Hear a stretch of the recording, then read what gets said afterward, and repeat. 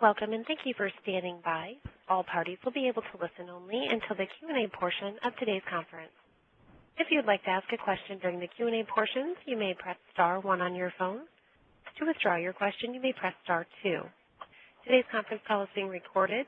If anyone has any objections, you may disconnect at this time. I would now like to turn today's call over to Dr. Shakiba Henderson. Ma'am, you may begin. Good afternoon, everyone. My name is Shakiba Henderson, and I'm an obstetrician gynecologist and medical epidemiologist in the Division of Reproductive Health at the Centers for Disease Control and Prevention.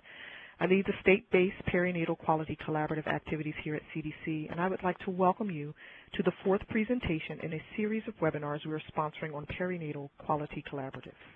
Today's presentation is about building and sustaining a collaborative, and this webcast will include a discussion of establishing an expert work group, communication strategies, and past experience and challenges with funding perinatal quality collaborative efforts.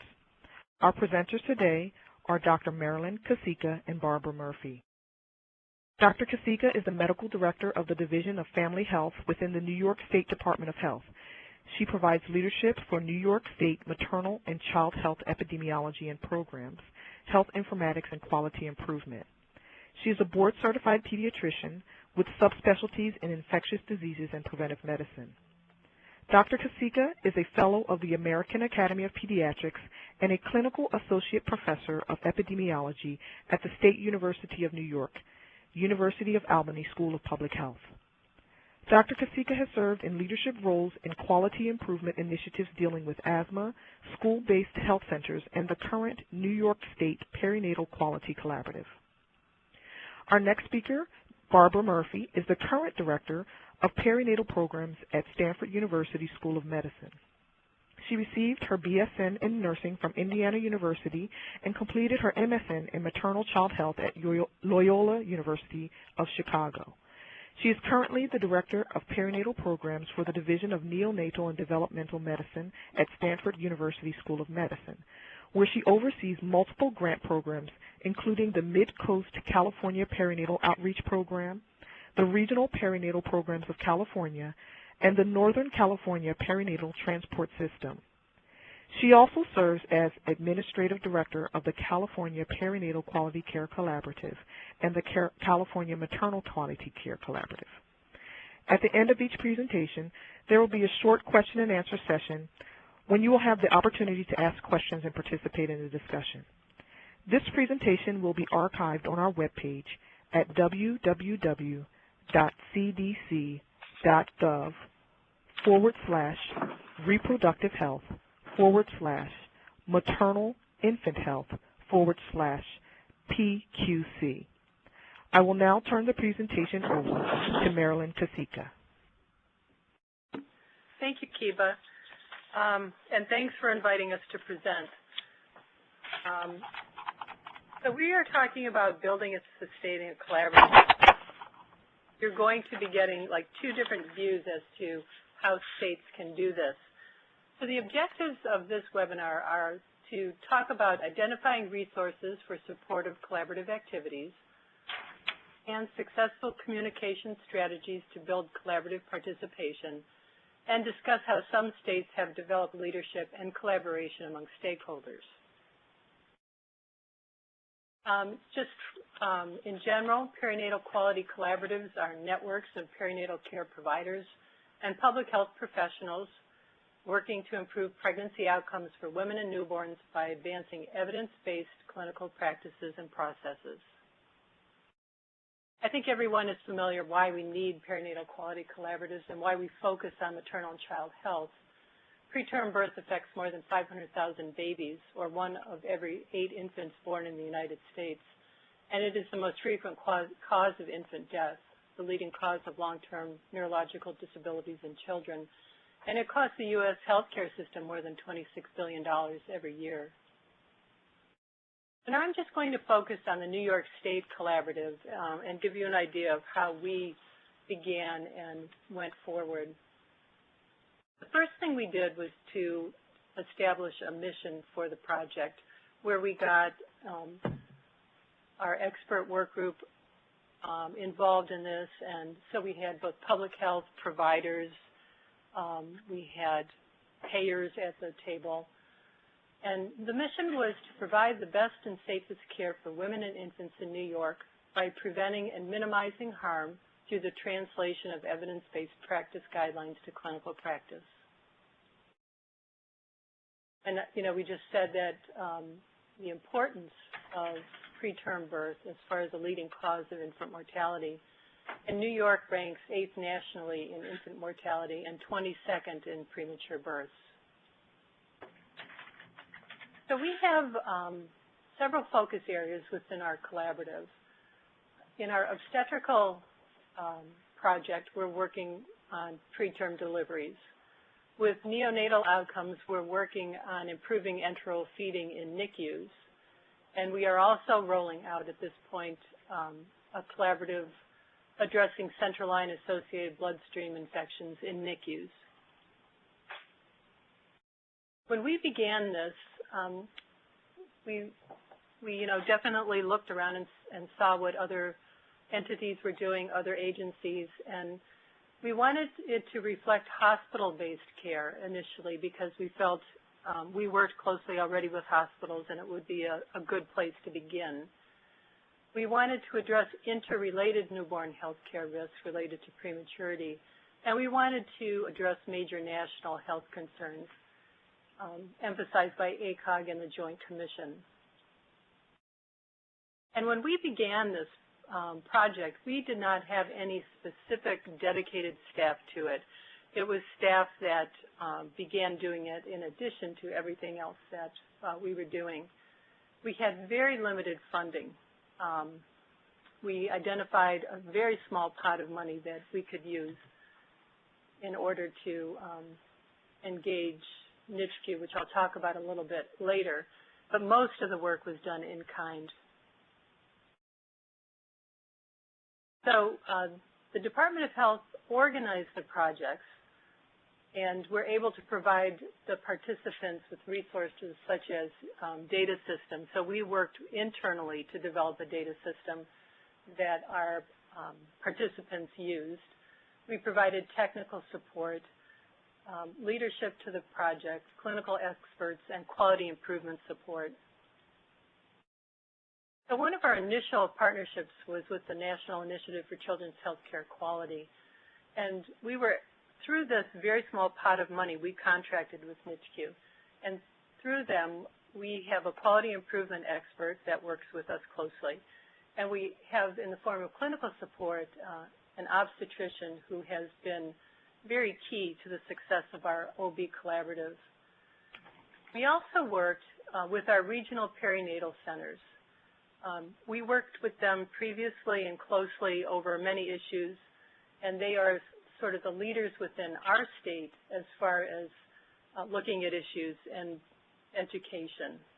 So these were the first facilities within our state to participate in all the projects. It's very important to engage leadership. So we had to engage leadership within the health department to buy into this process, and also leadership with our project team. We looked outside of the Department of Health as far as getting clinical leadership. So we first began with an advisory work group where we had clinicians come to the table from across the state, both obstetrician and neonatologists. We had different organizations around the state representing the Hospital Association, ACOG, in order to begin the process, because I think as many of you will find, you have to convince people that there's an issue first before you can engage them to work on it. And then for the individual projects, we have expert work groups. We have a leadership group for our obstetrics and a leadership group for our neonatal projects. And I think everyone knows communication is key to anything you do.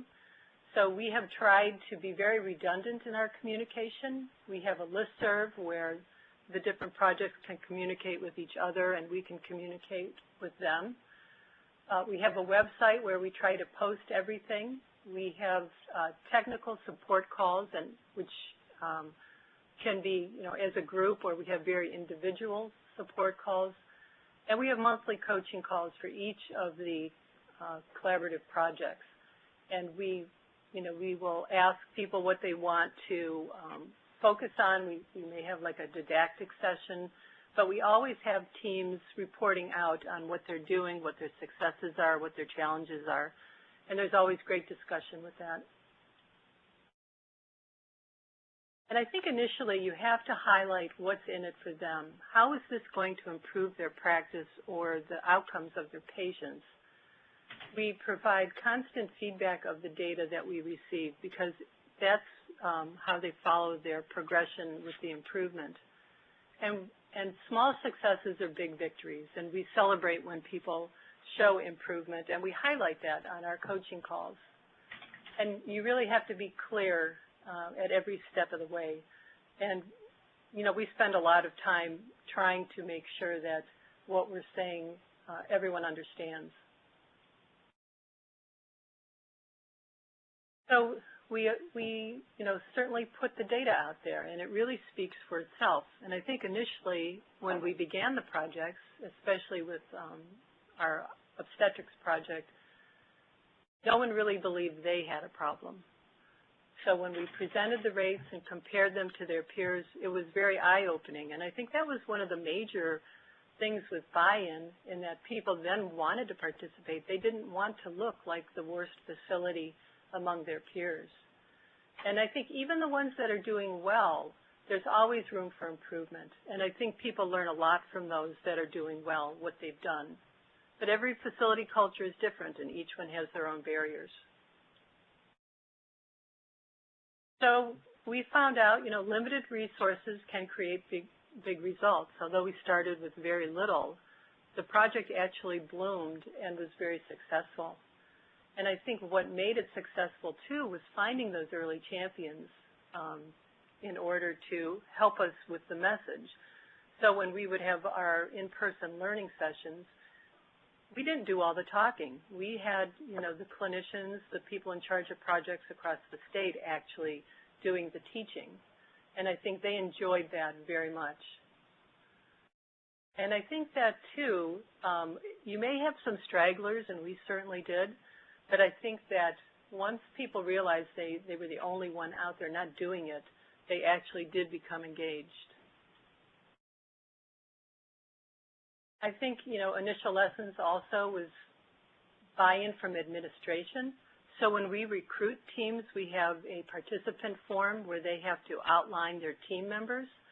And we ask them to get an administrative sign-off so that, within the facility, this is a priority, because it's very difficult to do this work if you're not supported within your facility. And also to bring physicians to the table, because you can have a whole team wanting to do something, but if the physician isn't on board, it can be counterproductive. So, we were, going along, and we found that once we got our message out, we were presenting, within the health department and then also at national meetings. And through that, we were very lucky to apply for and receive the Perinatal Quality Collaborative Grant from the CDCs. And we were one of 3 states that received this grant. The other 2 states were California and Ohio. And through that grant, we were able to expand what we were doing. So we had begun our obstetric project with our 17 regional perinatal centers. But with that grant, we were able also to expand to hospitals across the state. So now we have gone from 17 to 100 facilities for this one project. We also added our maternal mortality initiative to the scope of the collaborative, and we were able finally to get some dedicated staff to the project, which has been key because it has grown so much. So we have a project coordinator and a data analyst. So because we were doing this project and we were presenting to our hospital associations and other key partners, when the Partnership for Patients grant came out, which was funded by CMS, they also had a series of different improvement projects that they were focusing on, one of which was preventing preterm deliveries. So we began conversations there. It didn't make sense to have two separate projects, so we joined together. And I think that doing that and presenting one front with the CMS grant, which was a collaboration between our Hospital Association of New York State, which represents upstate hospitals, and the Greater New York Hospital Association, which is New York City and downstate based. It has worked very well as one initiative. With the Partnership for Patients, they brought to the table more support. They had their own project managers. They could actually go on site. They were also providing educational opportunities and a safety curriculum, and they could help with meeting resources. So we combined forces, and it really worked well to support the hospitals within the collaborative. So we've, as this grew, we found communication becomes even more essential.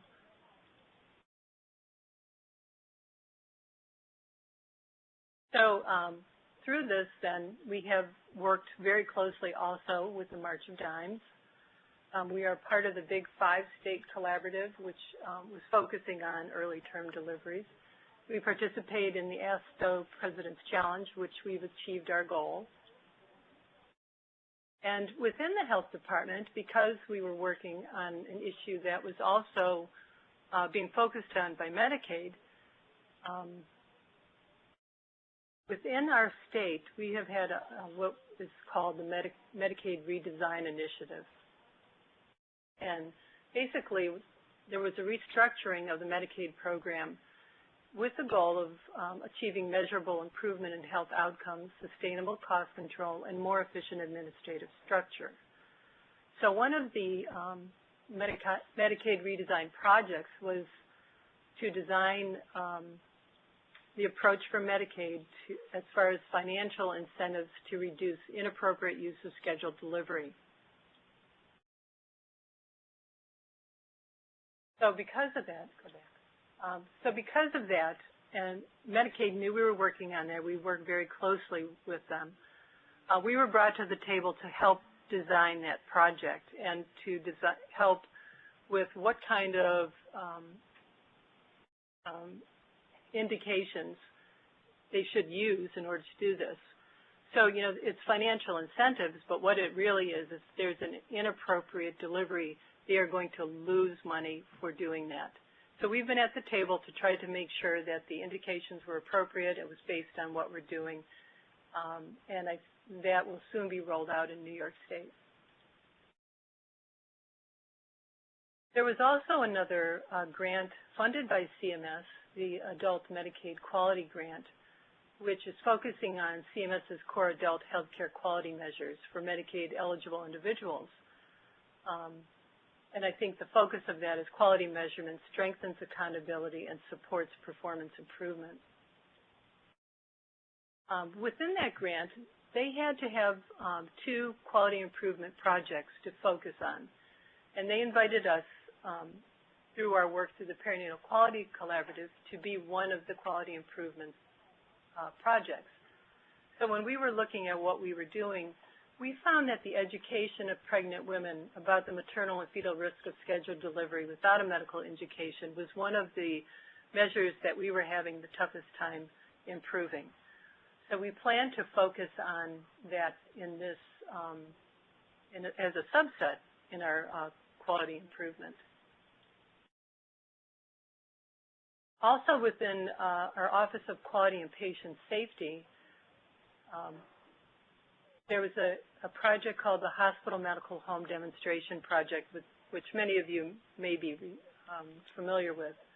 But it's to improve coordination, continuity, and quality of care. And it's funding to hospitals to expand continuity training experience to residents. So within our state, what we have focused on are, training facilities, training hospitals, and this is based on a 2010 CMS 1115 waiver quality demonstration program. That is where the money is coming from.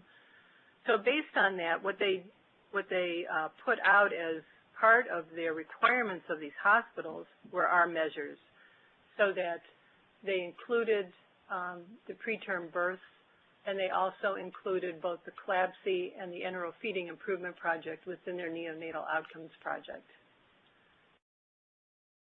So our role in that project, working very closely with Medicaid, is to help them inform the project's measures and indications. We, help to review the facility work plans, and we serve as sort of liaisons with the facilities if they have questions. So we're all working toward one goal through a variety of ways to improve these outcomes, which I think we're very fortunate to have this collaboration. So although we don't have a lot of money, we're able to gain support from other, entities across the department that do have money. The other initiative that we're working closely with CDC and AMCHIP on is the Maternal Mortality Initiative, which is working to develop recommendations and standards to strengthen existing and guide new maternal death review processes. So we're one of 14 states and then one city, which is Philadelphia. So I think, we have found, especially since we're working with so many different projects, so many different stakeholders, that it's very important to get the message out about what's taking place. Because I think when people hear about what you're doing, you'll be able then to, be invited to more tables in order to work on your issues.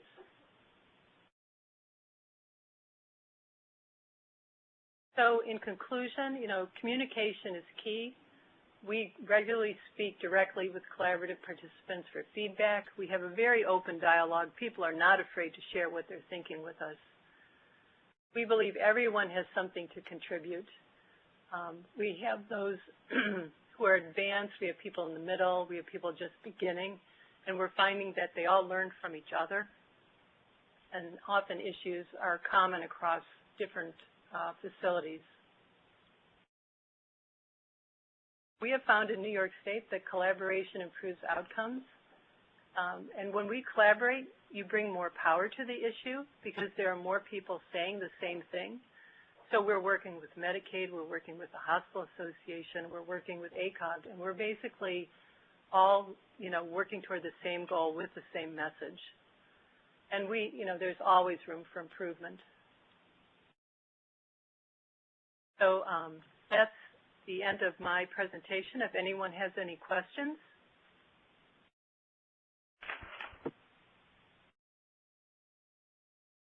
Operator, can we please open the lines for questions at this time? Thank you. As a reminder, if you would like to ask a question, please press star 1 at this time. To withdraw your question, you may press star 2. Once again, any questions, please press star 1. One moment for the first question.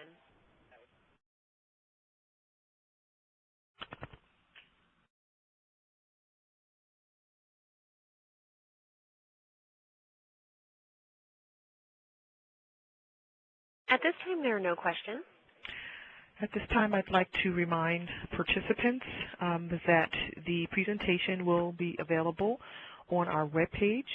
And if you're able, you can download copies of the presentation as well from the live meeting page at the top upper right side. There is a handouts icon which you can click and download handouts for today's presentations. I will now hand the presentation over to Barbara Murphy. Good afternoon. It's a pleasure to be here participating with all of you, although we're all over the country.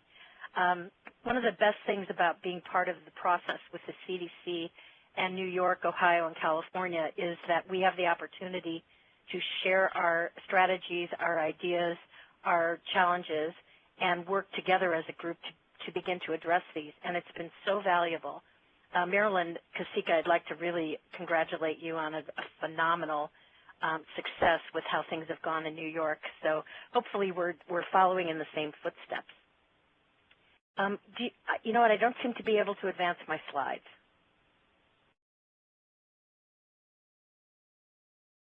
Anybody there? Well, I'm going to start, and then hopefully they'll catch up with us. I want to give you a little bit about the organizations that that I'm representing, so you can decide if you want to listen to me or not. The CPQCC, or the California Perinatal Quality Care Collaborative, started in 1997. It was a group of leaders in healthcare in the state who were committed to improving care for the mothers and infants that were under our care, over 500,000 births a year. So it's made up of public and private OB and neonatal providers. Oh, here we go. Okay, I'm still not able. Oh, wait. No, I'm still not able to advance. Oh, wait. Yes, I am. All right. Sorry. Anyway, it's a group of OB and neonatal providers, insurers, public health people, anybody you can think of that has to do with anything involved with mothers and babies in the state, who come together for the purpose of self-assessment, data collection, benchmarking, and performance improvement. As I said, we started in 1997. We currently involve 132 neonatal intensive care units in the state of California. We receive real-time data from them. That represents about 95% of the neonates who are cared for in California NICUs in any time. How this came about was in 1997, we realized there was a conversion of interest. The state agencies who are so critical to our success, the California Department of Public Health Maternal, Child, and Adolescent Health Branch, wanted improved perinatal outcomes. They wanted to promote regionalization, which had taken some severe hits. And they wanted to be able to look at more than just mortality data. They wanted to look at morbidity as well. The California Association of Neonatologists, about the same time, were faced with the idea of report cards and felt that they wanted to make sure that they were fair report cards and that they actually reflected what was happening with kids. We wanted to have malleable outcomes, and we wanted to be able to organize quality improvement so that they could actually improve the care within their own NICUs. The David and Lucille Packard Foundation at the time, which had been a major funder of the Vermont-Oxford Network, was interested in funding an opportunity to look at that kind of an implementation statewide. And in California, with as many births as we have, we're a good laboratory. So they provided funding. And then the Pacific Business Group for Health, which is a consumer-oriented quality assessment agency, was very interested in looking at care and outcomes so that things could be publicly released to help the payers and consumers make their best decisions. Each of those organizations brought prerequisites to the table that really helped. The California Department of Public Health offered us a neutral data center site, which when you have 130-plus hospitals who are actually competitors in real life, we didn't want them to feel like they were sending all their data to Stanford to be shared with the world. So it was very critical that the state offered us that kind of anonymity, which really, really helped. They also provided us with some basic equipment. The California Association of Neonatologists was there to provide us with expertise in terms of data oversight. They participated in our data metric development. They participate as part of our QI panel. And they hold an annual meeting where they give us an entire day as a QI venue to present whatever it is that we're working on at the time. The Lucille Packard Foundation came forward with $1.2 million over 5 years that actually sunset. We used a whole lot of it up front. By the end, it was nickels and dimes, but we did a good job. And then finally, the Pacific Business Group was able to put us in contact with the people who actually had the political clout to help this happen. In terms of our quality improvement opportunities, we have a panel called the Perinatal Quality Improvement Panel, PQIP. By the way, we talk in alphabet T's like most of us do. Hopefully I've defined those for you. The whole idea here was data-driven, evidence-based quality improvement programs. We have a series of 10 QI toolkits, more in the works, that are available for download free of charge. Here's the website. And we have done formal IHI-modeled QI collaboratives. We're currently in our 4th one that is looking at optimizing length of stay in the neonatal intensive care unit. We also have a very active data center, neonatal data center. This includes all California perinatal QI data resource that involves the Vermont-Oxford Network less than 1,500-gram babies, which gives us a national benchmark, which is very helpful. High acuity, greater than 1,500-gram babies. We have an all-California neonatal transport that has about 7,000 babies a year in it, an all-California rapid cycle maternal infant and high-risk infant follow-up linked data set that allows us to do quality improvement for this. Adding to this now, I'll tell you about CMQCC, the maternal side. We're getting ready to link all of these data sources. Some of them are already linked. Okay. The CMQCC is a little different. It started in 2005 with funds from the California Department of Public Health Maternal Child Health Program, funded at a much, much lower level. Their mission, and we are all the same, by the way, we have a neonatal side, we have a maternal side, but much as Marilyn said, it's important that you focus strongly, you have solid people working on both sides, or the baby side gets neglected if it's all moms, and the mom side gets neglected if it's all babies. So we have an arm of our organization, CMQCC, that addresses this. Their mission has been to define and implement best practices so that women will have improved outcomes in our state, to promote communication and collaboration among all maternity stakeholders in the state, to gather, review, and organize maternity data and statistics so that we can actually do something with that at the bedside into actionable information. And then finally, to help build our next generation of maternal child health leaders. A lot of us have been at this for a very long time, and we're looking down the road, and retirement's not that far away. And if we don't prepare our youngsters, this could falter moving forward, which is something we're trying not to do.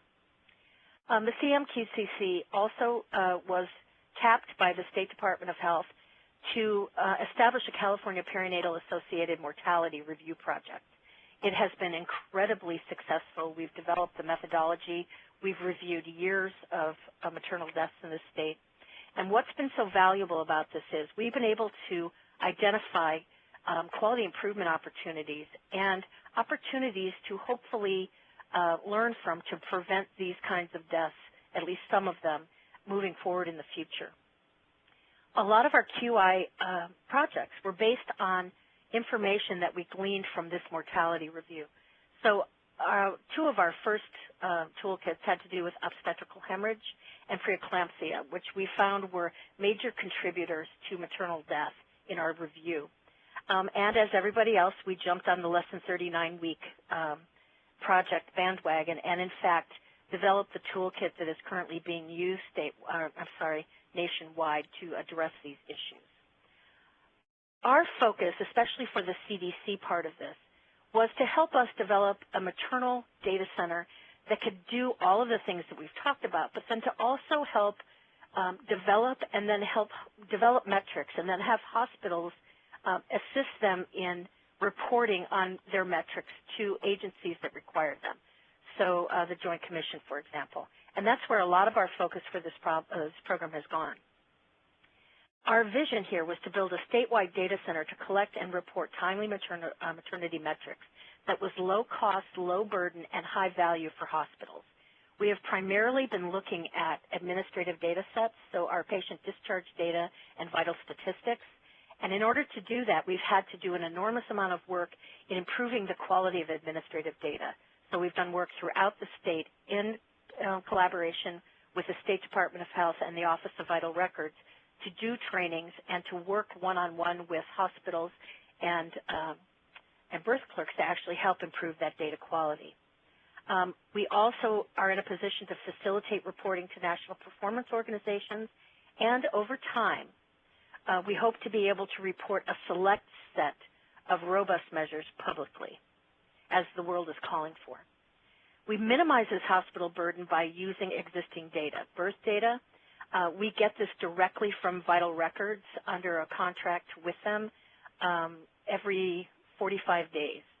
Our discharge data, which can be a little harder to get, and this is from the Office of Statewide Health Planning and Development, OSHPD, instead of the every 8 months to a year, we have hospitals who send us the exact same data that they send to OSHPD, and we receive that within sometimes a month, sometimes every quarter.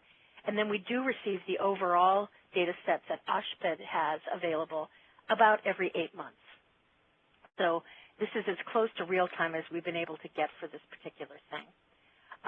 What we've been able to do with our data center is apply an initial algorithm that can help significantly reduced the number of patient records that have to be reviewed for metrics like less than 39 weeks, which you can't all get from administrative data.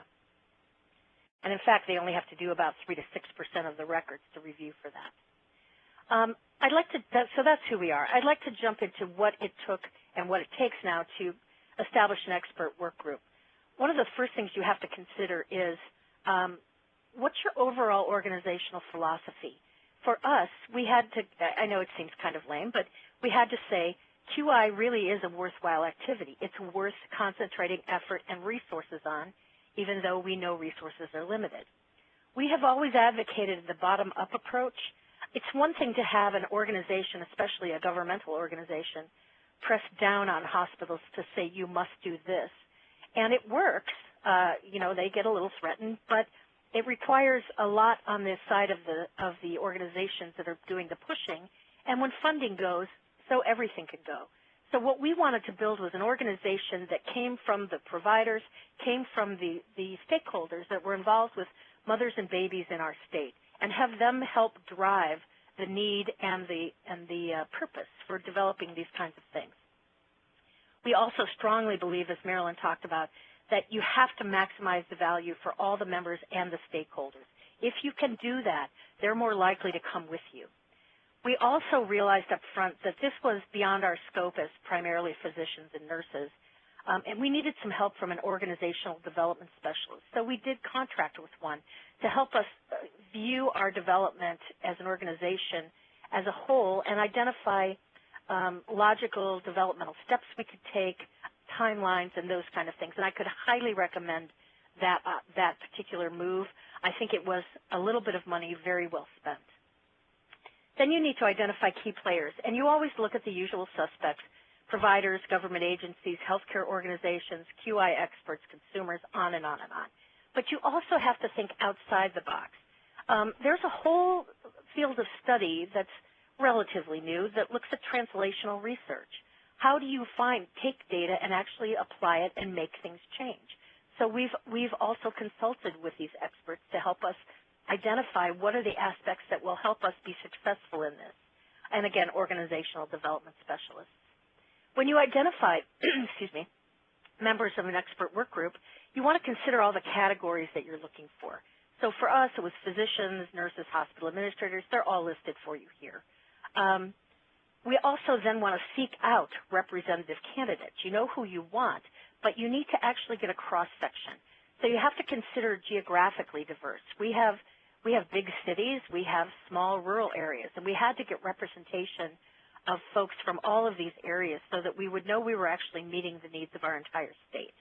You want them to represent appropriate categories, and one of the toughest lessons that we learned when we started in the late 90s was that we had to have the highest possible leadership level in that particular category present. So when we started, we had the chief of the maternal child health branch, and she wasn't always able to come, and she would send one of her designees, and we found that we weren't able to make the decisions and move like we thought we could because that particular person wasn't comfortable committing any of MCH's resources, even if they weren't monetary. So what we learned is we really want the top gun, the highest we can get for this, if at all possible. It will make a huge difference. Then you identify what the value is for each of these potential candidates. So, for example, there are people who really want to work on quality metric development, want to be able to have their say in this so it makes sense. And it's not just a certain metric because, oh, you can find that. And you also want to look what the value would be to the entire work group. So there are entire healthcare systems that want to work on collaborative projects, and we can make that available to them. So we look at all kinds of opportunities to be able to do that. We also want to make sure that we work with our leadership team, and this would be the people who went after the grant. It would be my little core group here with their key informants to help refine what our membership is for and to really establish what our goals and objectives are. We do have an executive body now that helps us do this on a routine basis, and we couldn't function without them. In order to engage them, there's a multitude of strategies, and we learned a lot of these the hard way when we worked on the neonatal side So by the time the maternal side came along, we learned from some of this and were able to better apply this. One of the things you can't ignore is FaceTime. You can't just send out an email and expect people to come flocking to you. You have to be able to go shake hands, look them in the eye, tell them that what they do is important, that you really need their help in doing this. So we probably spent the first year for both CPQCC and CMQCC being road warriors, traveling around the state, talking at meetings, meeting separately with faculties, meeting with large healthcare organizations, with the California Hospital Association, to explain what our goal was and how to get this on board. We also identified who our key informants would be, who are the experts in California in terms of quality improvement and change theory and making things actually work, and we talked with them about that, what works, what doesn't. We had focus groups made up of selected people from all over the state. We did it in a number of different places to get their impact. We went to our professional organizations, so ACOG, CAN. We went to the local chapters of the Association of Women's Health and Neonatal Nursing, AWAN. We went to the Nurse Midwives group, any kind of professional organizations that dealt with mothers and babies in this state. And we talked to them about what matters to you and how could we bring you value. We did presentations at professional meetings, at regional conferences, and even down to the grand round in an individual hospital level. And when I say cherry pick, that's probably not the best way to say this, but what we want were the best of the best from all the organizations we could find. And so we had to court them a little bit. We had to talk to them and explain why they were so critical to us. But those are the people that make a huge difference. And once we identified who these people were, the most important thing you can think about is respect. We all respect them. That's why we went after them. They're wonderful people representing good organizations who can really help. But when I mean respect, I mean recognize that these are largely volunteers. We have hundreds of professional volunteers from all over the state of California who give us an enormous amount of their time and energy to help us develop toolkits. We don't pay for that. They'll work in work groups to come together to develop strategies, to talk about developing metrics, and you need to respect and care for them that way. We can't pay them, but we can write articles with them. We can help them publish what they need to do. We can assist them with their research if it's appropriate. We have a policy and a mechanism for doing collaborative research with some of this data. But we need to make sure that we recognize them as the critically essential people and organizations that they are, and that we're all working towards the same thing. I think Marilyn did a very good job at talking about communication strategies, so I'm not going to spend too much time talking about that. But I think one of the things you have to look at, for us at least, was our committee structures. We have a number of, we have a executive committee on each side. They are essentially a board without voting authority. I mean, we vote, but they can't knock us out. But what they do is help guide what we're talking about. They help us put things in perspective, narrow down ideas, and help us determine where our efforts should go. PQIP is our perinatal quality improvement panel. There's something similar on the maternal side that helps us identify, looking at data, what we could potentially do to improve care, and then work on that. We have steering committees. We have research committees. We have a number of groups that work together to do the work of this collaborative, and then we share it at a massive level in a variety of different venues, largely the executive committee. We have tons of written materials, toolkits, manuals, newsletters. They are all online at our websites, and they are free to download. Everything we have is open source. Those are the websites listed there. We have webinars on a routine basis. Some of them are educational. Some of them are data analysis type things that help us look at what data we're looking at and what it means. We do presentations at all sorts of meetings. And I think one of the other things that's very important is that we learn to take advantage of other strategies that help get us out there. So marketing, press coverage, op-eds. One of the most hilarious things that happened we were kind of proud of was we have a program manager here who works on our maternal mortality collaborative who is an avid Downton Abbey fan. Obviously, I don't watch it that often. And her husband was traveling and brought her home an advanced copy of the episode where one of the characters died of preeclampsia. And so she was able to put together an op-ed piece that aired, or that was actually posted right after that episode aired, and we got enormous coverage on the whole idea of preeclampsia from something as simple as a very popular program on television. So you can't minimize those opportunities. And fortunately, she is sort of our social media guru. So the other thing to consider is Facebook, Twitter, all of those things that, yikes, I don't really want to know about. But fortunately, I have people who do, and it's good. It's a good use of time and energy. The other thing that we also look at are reports. Now, CMQCC, we have these in CMQCC as well. I don't have them available to show you today, but I just wanted to give you a little idea about the kind of things we have for the baby side. We have a whole report that's online. It's real-time, and it's real-time risk-adjusted using last year's model that looks at just a huge variety of metrics looking at neonatal intensive care unit. And these are available to the individual hospitals. You can't see individual hospitals when you go on that, although there isn't a sample site. But these are password protected and confidential to the individual hospitals. But they can actually go in and look at how are they doing. For example, on the left, that has to do with nosocomial infection. And on the right has to do with, right's nosocomial infection, left is on breast milk. So they can see how are they changing. Are they getting better? Do they have issues? Should they be focusing their QI activities on things that they didn't even realize were going on? Okay, here's my last part. And before I start this, I need a little caveat.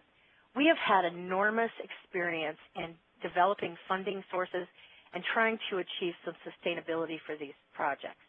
We've had 16 years to do this. I still don't feel like an expert telling you this, but I can tell you what we did, and I can hopefully give you some ideas about how you might proceed with this. And so I'm going to give you some basic numbers, but I want you to remember that we're in California. It's expensive to live out here. Things cost a lot, and I suspect you could do this, depending on where you are, significantly cheaper than we did. But we'll see. CPQCC, as I said, started with startup funding from the David and Lucille Packard Foundation.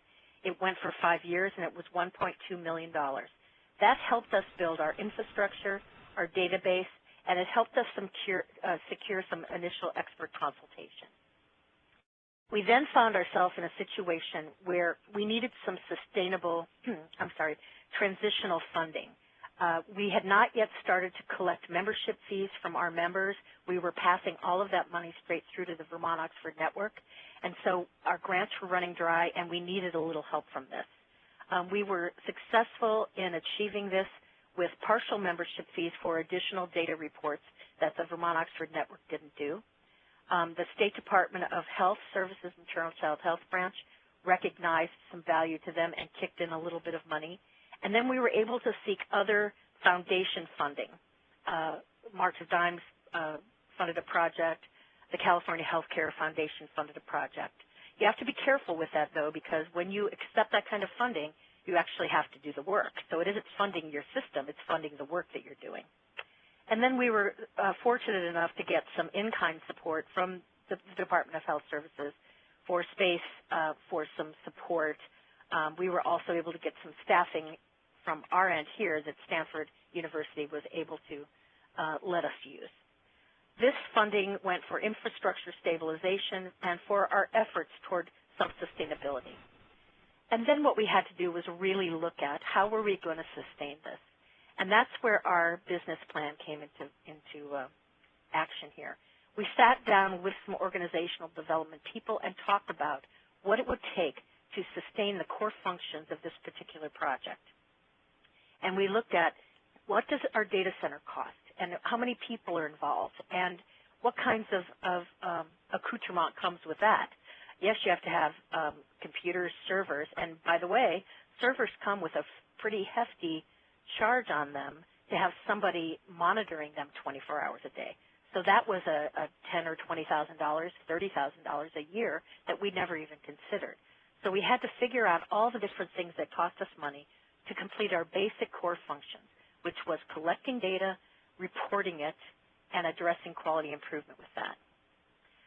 And so we were able to get to the point now where it costs us basically about $1.2 million a year to do this. If we had to do it for less, we could. It would mean we'd cut off some of the fluff, and that's difficult. But what this does is fund us for ongoing program activities, additional quality improvement, and then research projects. So here's a basic budget of what we have. Our executive arm has a PI at approximately 10%. We have an executive director at 40% and an administrative assistant at 50%. Our QI arm has a director of quality at 20% and a QI coordinator at 100%. Our data and research arm is our largest expense, and it needs to be because we provide data for a lot of different processes. We have a director of research at 20%, a manager at 100%, a coordinator at 100%, and I put data coordinator twice. No, data assistant is one of them, a research assistant, and a data analyst. This is what it takes to be able to do that. That equals approximately $750,000 a year. We have other resources. We do pay Vaughn a franchise fee because we are California Vermont Oxford Network. All of our data goes to, our less than 1,500 gram data goes to them in their formats. We have consultants that cost us roughly, give or take, $200,000 a year. And then we have all the other things that it takes to run this. Servers, hardware, software, licensing fees, web hosting, all of the things that you see there becomes roughly about $500,000. We have a little leeway here and there as we need it, and we have to tighten our belts frequently. But at this point, we're able to do this with membership fees from our hospital members. 132 hospitals times a membership fee gives us the kind of stability that we have to do that. Now, we don't sit back on our laurels, and we make sure that we recognize that anybody who's paying for this service, it has to be extremely valuable to them. And one of the things that helped us was the fact that one of the governmental agencies, California Children's Services, required that NICUs who are certified by CCS or approved by CCS, in order to receive their Medi-Cal dollars, have to report their data through CPQCC. So it became a mandate, which helped us enormously. However, things change, and some of the obligation for that payment is shifting from CCS to different Medi-Cal. And so we became concerned that perhaps we might lose half of our membership. Half of our membership came willingly. The other half, not so much. There's no reason for us to believe it at this point. CCS and Medi-Cal together have assured us that they have the same intent in mind. But we recognize that we had to pay attention to this and make sure that not only do we always make sure this is valuable, that we consider down the road what challenges we may meet in attaining this or maintaining this sustainability. We had a different situation with CMQCC. They started in 2005 with strictly funds from the MCH branch. It was only about $600,000, which is still a lot of money, and you could do a lot with that over 3 years. But by mid-cycle, we've been cut to $450,000, and because of some of the changes with Title V and some of the other national issues that are going on, we fully anticipate that there will be further cuts to this. And so we are currently trying to do the same business plan and strategic planning that we've done with CPQCC. We were fortunate, very fortunate, to get this CDC money. We also have a little bit from the California Healthcare Foundation and have recently just been awarded a Merck for Mothers grant, which will help tremendously. But they end. And so we have efforts underway to continue our business planning to achieve self-sustainability for the core functions like we did with CPQCC.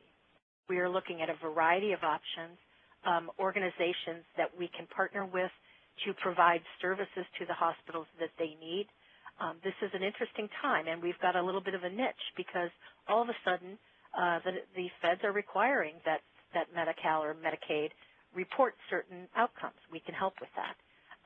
There are licensing agencies and organizations like the Joint Commission who are requiring core metrics, and we can actually help these hospitals report that for them.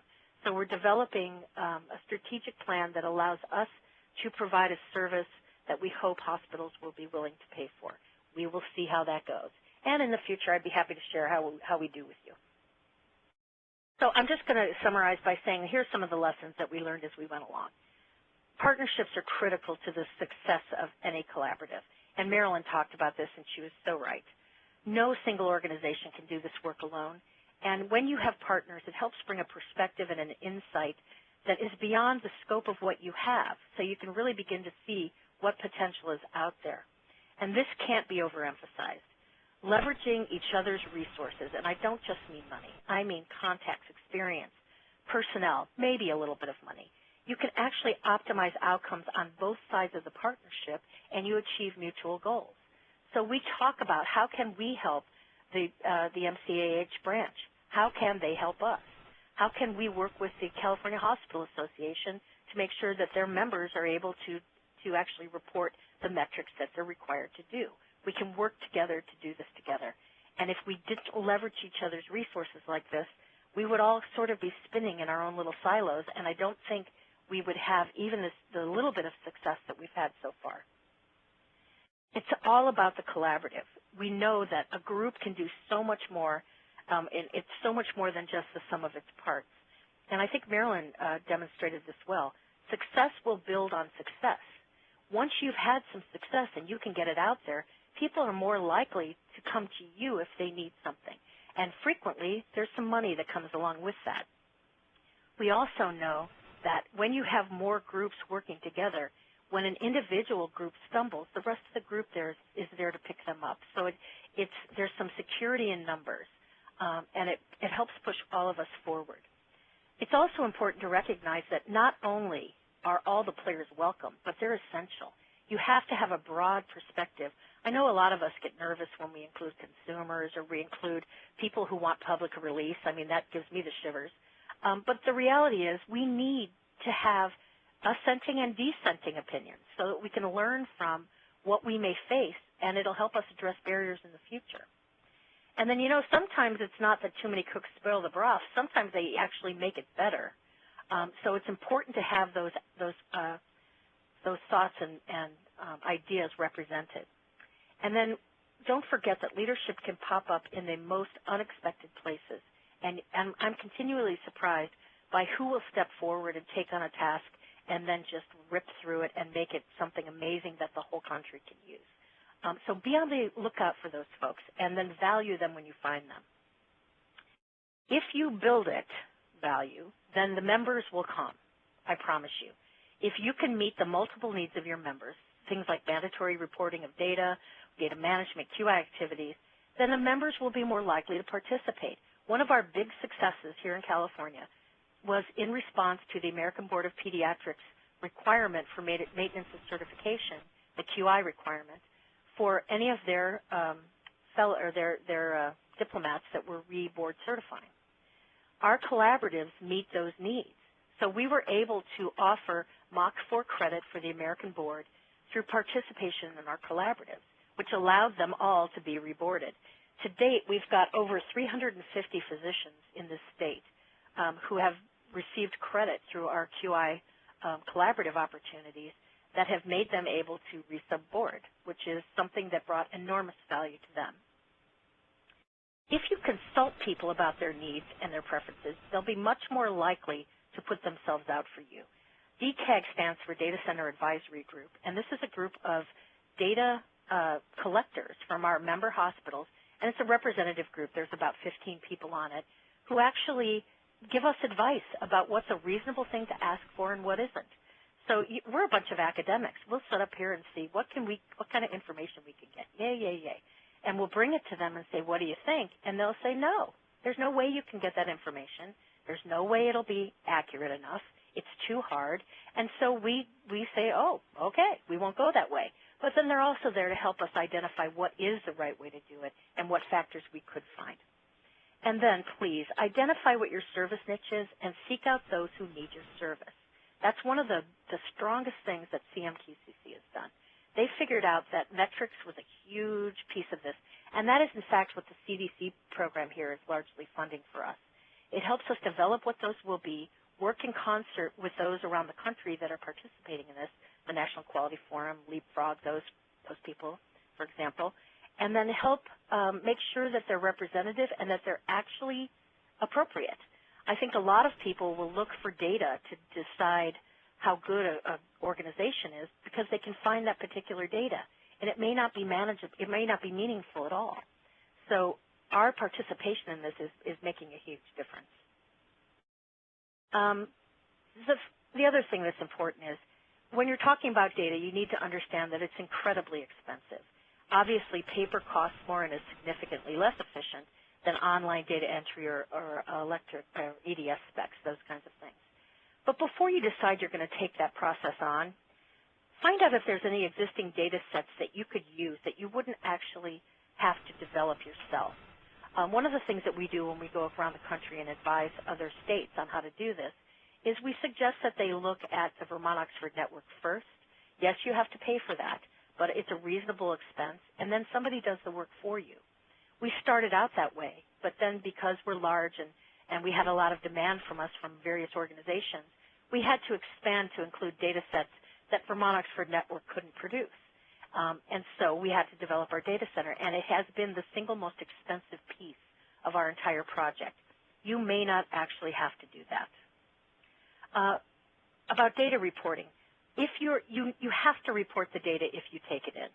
And so they need to be reports that are easy to interpret and mean something to the people who you're giving them to. We train our folks. We go around the state several times a year and train data collectors and hospitals on how they actually can access these data, look at it, and use it to apply to their own quality improvement efforts. And obviously, I don't have to mention anything about confidentiality.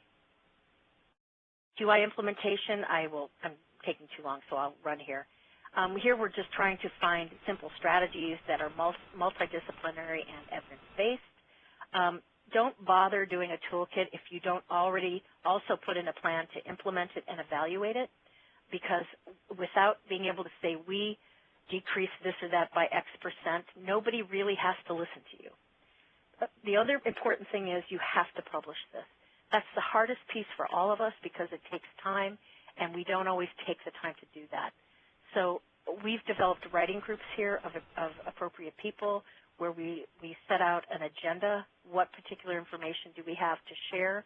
How might that look, and what journals should we target? We assign primary authors, and we go through a whole process of this, largely voluntary, to work very hard to get this information out so that it can inform QI across the country. And then finally, there's never enough money, and there's never going to be enough money. It requires creativity.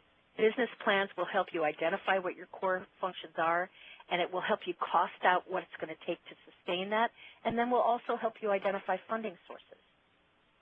We also know that our collaborative members and stakeholders have to invest in this program in order for it to be successful, and they will only do that if it brings substantial value to their organizations. And people are our absolute greatest resources. We need to train and mentor our replacements so that the work continues when we're gone. And I don't mean dead, I mean retired. I have no plans on going anywhere soon. And are there any questions? Can you please open the lines for questions?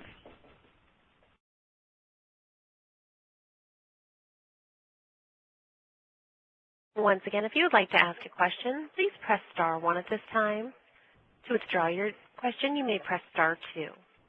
Once again, any questions, please press *1.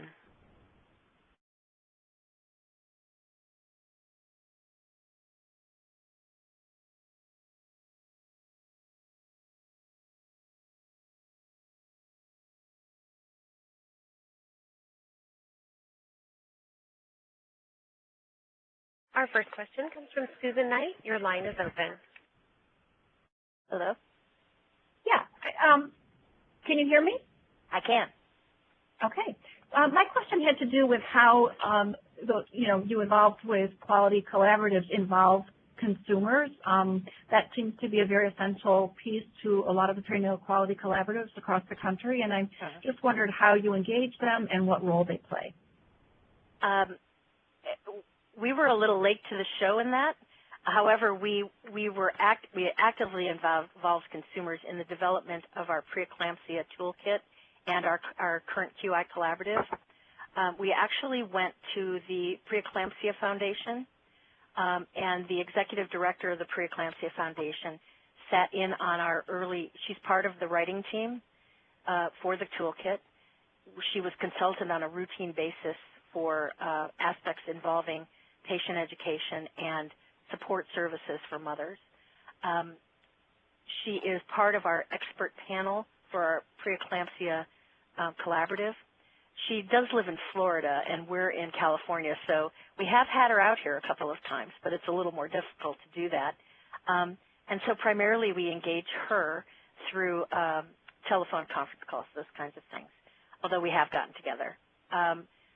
She largely directs us toward media and how we can share our messages with providers and patients across the country. So she has been an invaluable part of this. That doesn't mean that you have to find the executive director of a foundation, although we actually also participate with the executive director from the amniotic fluid embolism foundation as well. But these people are in touch with what's happening with this topic throughout the country, and so they're a very good place to start. We would be perfectly willing to also take referrals from these kinds of folks to identify the correct person. I do need to warn you just a little bit that you want to find somebody who's engaged and somebody who's very interested and smart about it, but who isn't also so emotional from their own personal experience with this that they have some kind of hidden agenda that you may not be aware of. Now, we have not had that problem, even though the people that we speak with are in fact have in fact suffered from that as well. But it requires some good detective work to figure out who is going to be the most contributory to that. And in fact, the directors of these organizations are commonly the people who would know that. Does that make sense? Yes, thank you very much. You bet. Our next question comes from Amy Gomlick. Your line is open. Hi, I submitted a question written, and I'm sorry I had to step away for a moment, but on the tracking the data for 39-week inductions, yes, it seems like you were sort of doing it in the reverse way of finding out how many women had spontaneous deliveries and sort of subtracting that from your overall number. Is that your approach to get to the 39-week data? You know what? I am probably not the best person to ask that, but I can put you in touch with the person who is. That would be great. Let me give you my email, and any of you are welcome to email me with questions, and I'll make sure that you get to the right person. My email address is Barbara, it's without the A on the end, so barbar, at stanford.edu. All right. Thank you so much. Sure. As a reminder, if you'd like to ask a question at this time, you may press star 1.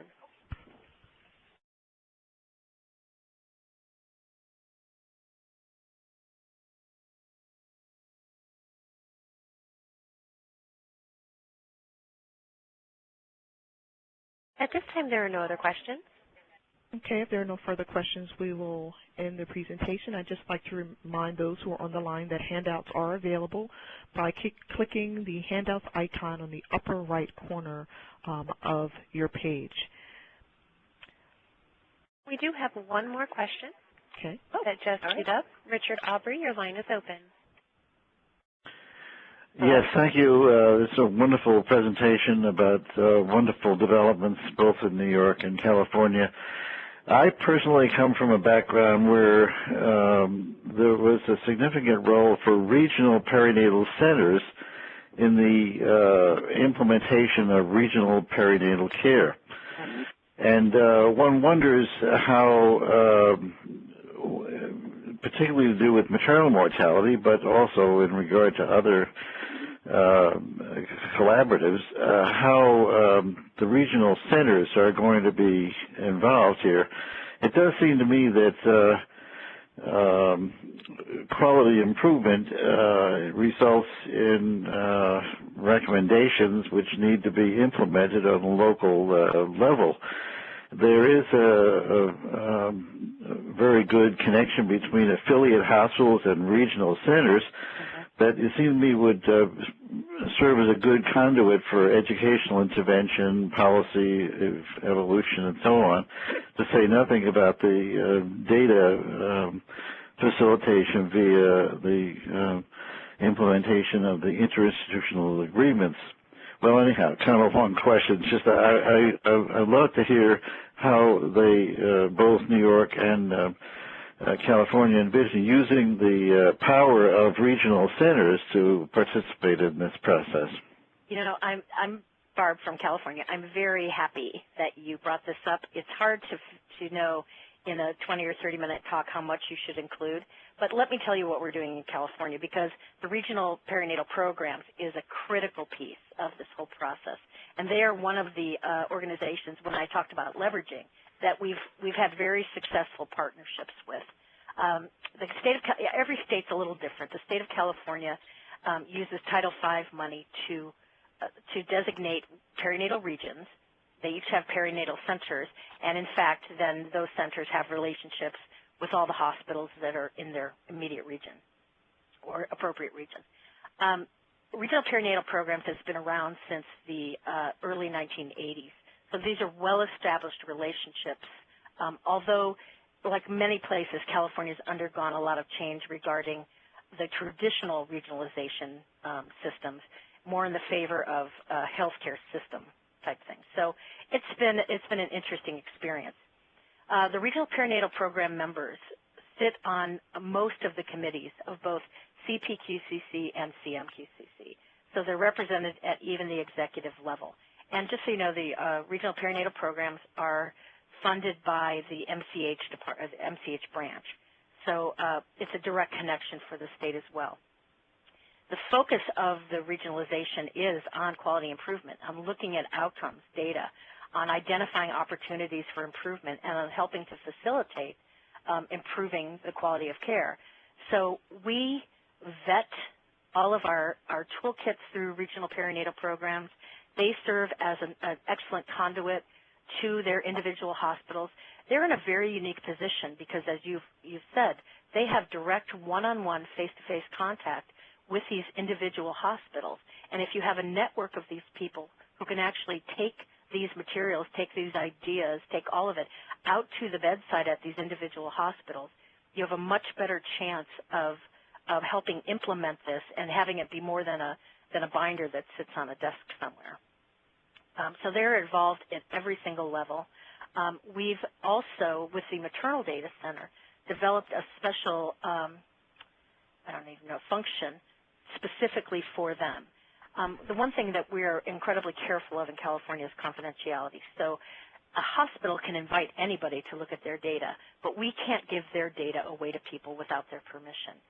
So one of the things that we were able to do to give information to the regional perinatal programs is develop a de-identified set of data that will look at hospitals, will look at in their own region, will look at their hospitals in their region compared to the rest of the regions, so that they get an idea about what are the overarching issues in their entire regions. And it allows them to have information when they go and meet. These regional perinatal programs go out and meet with each hospital in their thing on a routine basis, assist with all the things that you're talking about. We call it a regional cooperation agreement, where there's give and take back and forth between the higher level centers and the less intense centers. So, in fact, that's been a critical piece of this, and we continue to include them in all of our activities. The problem is that their funding is sketchy as well, and they can do a minimum. They can do a lot, but to actually get down to some really serious implementation would require more money, and that's something we're hoping that the Merck for Mothers grant is going to help us do. So in New York, we also have a system of regionalization that I think it began in the early 2000s, and where the Department of Health, along with some of the representatives from our regional perinatal centers, went around the state and we designated levels for hospitals. So we have 17 regional perinatal centers, which in New York are our level 4 hospitals. And within each of their regions, they have relationships with affiliate hospitals. And through some funding from maternal and child health here at the state, the RPCs are responsible for quality improvement, education. They serve as consultants for transport, et cetera. So they are our leaders in the field. So they, even before the quality collaboratives, they would have site visits with their facilities. They were on their quality improvement committees within the hospitals. So they were already very involved, so that when we began this process, they are on all our committees. They advise us closely. You know, Dr. Aubrey is one of our leaders. And they are responsible for looking at the data within their facilities. We have a NICU module, which is mandated for all neonatal intensive care units across the state to report into. We do similar reporting. They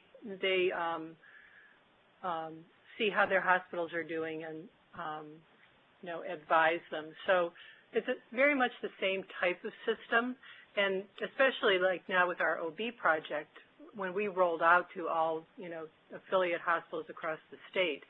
Now, within our data system, they can see how the hospitals in their region are doing, you know, what their indications are, and they can interact with them individually.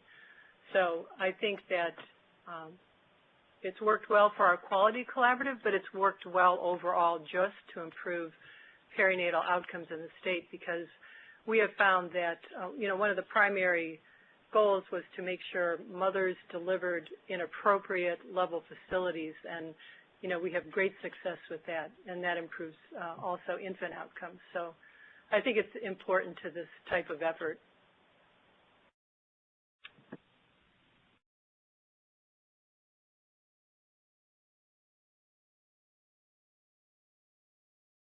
Are there any further questions? At this time, there are no other questions. Okay, well, we would like to thank Marilyn Kasika and Barbara Murphy for giving us excellent presentations on building and sustaining a perinatal quality collaborative. Very informative presentations today. Thank you. We would also like to thank you all for participating in this webinar, and we invite you to join us for our next webinar in June on obstetric initiatives. We would appreciate any feedback you can give us on this webinar series, and we'll be contacting you after this webinar for your input. We hope that our webpage and this webinar series will facilitate exchange of information and promote visibility of perinatal quality improvement activities throughout the country.